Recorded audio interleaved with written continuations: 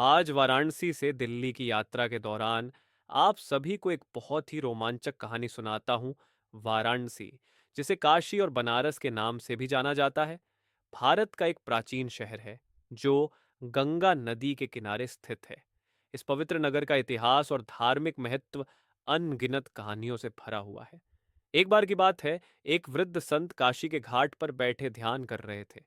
उनके पास एक युवा व्यक्ति आया जो जीवन की उलझनों से परेशान था। उसने संत से पूछा, महाराज, इस शहर के बारे में कहा जाता है कि यहाँ आकर सभी दुखों से मुक्ति मिलती है, लेकिन मुझे कुछ समझ नहीं आ रहा। क्या यहाँ सच में कोई चमत्कार होता है?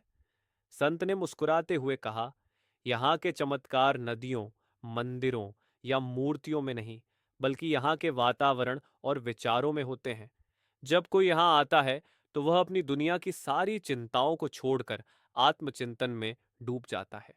यही काशी का असली चमत्कार है, मन की शांति और मुक्ति।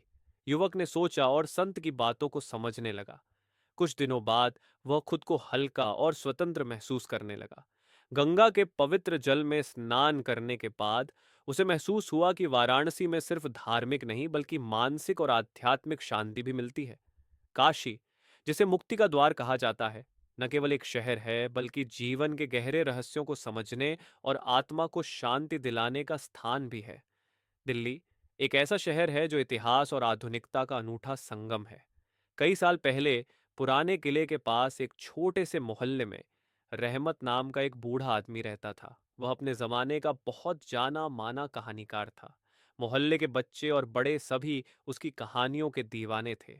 हर शाम जब सूरज ढलने लगता, रहमत अपने घर के बाहर एक पीपल के पेड़ के नीचे चारपाई डालकर बैठ जाता।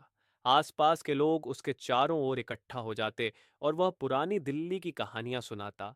कभी मुगल साम्राज्य के किस्से, तो कभी बाघों और हवेलियों के रहस्य।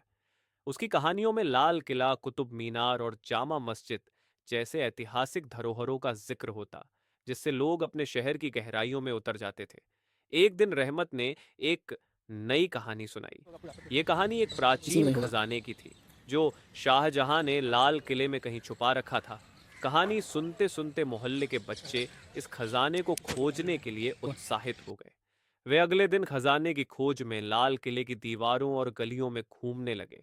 हालांकि उन्हें खजाना नहीं मिला, पर इस खोज ने उन्हें अपने शहर के इतिहास से एक नई जुड़ाव महसूस कराया। इस तरह दिल्ली न केवल एक शहर बना रहा बल्कि एक जीवंत इतिहास भी, जहां हर गली, हर इमारत और हर किस्सा उस गौरवशाली अतीत की कहानी सुनाता है। इस तरह आप लोग दो कहानी का आनंद ले चुके हैं, वाराणसी और दिल्ली। शहर के बारे में अब तीसरी कहानी, चंडीगढ़ शहर के बारे में सुनाती हूँ। चंडीगढ़ एक अनोखा शहर है जो भारत के दो राज्यों हरियाणा और पंजाब की राजधानी है। यह शहर भारत के पहले प्रधानमंत्री पंडित जवाहरलाल नेहरू के सपनों का शहर था। 1950 के दशक में जब भारत स्वतंत्र हुआ, तब चंडीगढ़ को एक आधुनिक और योजनाबद्ध शहर के रूप में विकसित किया गया। इसके डिजाइन के लिए मशहूर फ्रांसीसी वास्तुकार ली कॉर्बुज़िए को चुना गया।